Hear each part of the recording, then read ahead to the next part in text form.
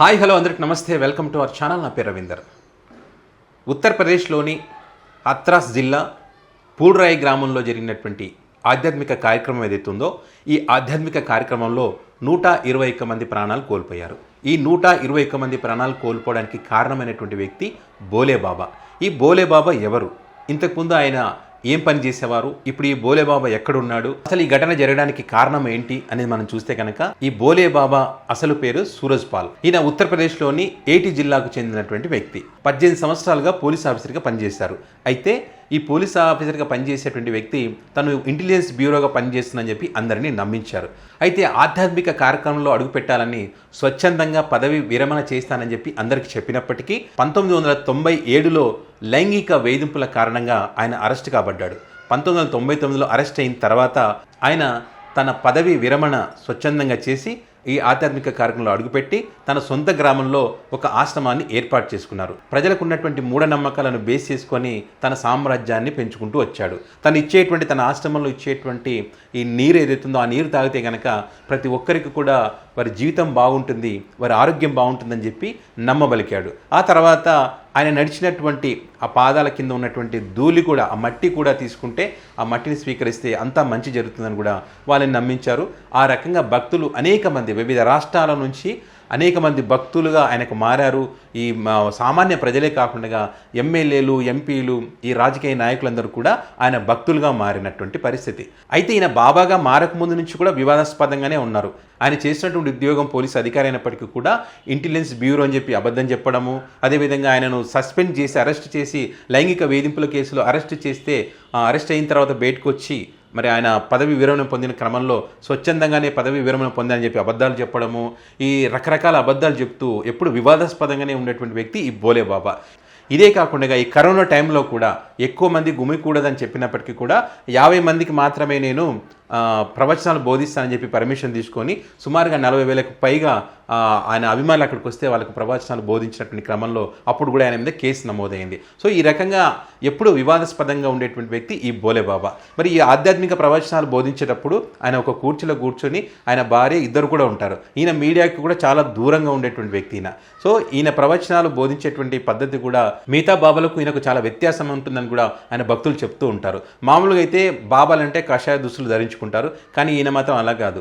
ఆ తెల్లటి దుస్తులు ధరించుకొని కళ్ళద్దాలు పెట్టుకొని షూ కూడా వేసుకొని అయినా ఆధ్యాత్మిక ప్రవచనాలు బోధిస్తారు. ఇది కూడా కొంత వివాదాస్పదమైంది. ఈ రకంగా ఆ షూ వేసుకొని ఆ రకంగా ఆధ్యాత్మిక ప్రవచనాలు ఎలా బోధిస్తారని కూడా కొంత వివాదమైనటువంటిది. ఇప్పుడు ఈ హత్రాస్ జిల్లా పూడ్రాయిలో జరిగినటువంటి ఘటనకు సంబంధించి చూస్తే కనుక, దీనికి ఈ ఘటన జరగడానికి ప్రధాన కారణం ఆయన పాద ధూళి తీసుకోవడానికి భక్తులు ఎక్కువగా అక్కడికి వెళ్ళి ఆ తొందరపాటులో తీసుకోవాలని ఒక ప్రయత్నం చేయడంతో మరి ఒకరి మీద ఒకరు పడి మరి ఊపిరాడక ప్రాణాలు కోల్పోయినటువంటి పరిస్థితి. అదే కాకుండా వాళ్ళు తీసుకునేటువంటి పర్మిషన్ ఏదైతే ఉందో 80,000 మంది వస్తారని చెప్పి పర్మిషన్ తీసుకున్నారు, కానీ దాదాపుగా 1,00,000కు పైగా వచ్చినటువంటి భక్తులు అక్కడ. మరి వారికి తగిన ఏర్పాట్లు చేయకపోవడం, మరి ఇది ఆధ్యాత్మిక కార్యక్రమం జరిగినటువంటి ప్రాంతం ఏదైతే ఉందో అదంతా కూడా బురదమయంగా ఉండడం, మరి ఆ పడిపోయినప్పుడు తప్పించుకోవడానికి అవకాశం లేని విధంగా, అంటే వాళ్ళని కాపాడలేని పరిస్థితి, అటు కింద పడ్డ వాళ్ళు లేచి వెళ్ళాలన్నా కూడా ఆ జారుతున్నటువంటి క్రమంలో మరి ఒకరి మీద ఒకరు పడుతూ ఊపిరాడక ప్రాణాలు కోల్పోయినటువంటి పరిస్థితి. ఈ కార్యక్రమం జరుగుతున్న దాని పక్కన ఒక పెద్ద కాలువ కూడా ఉంటుంది.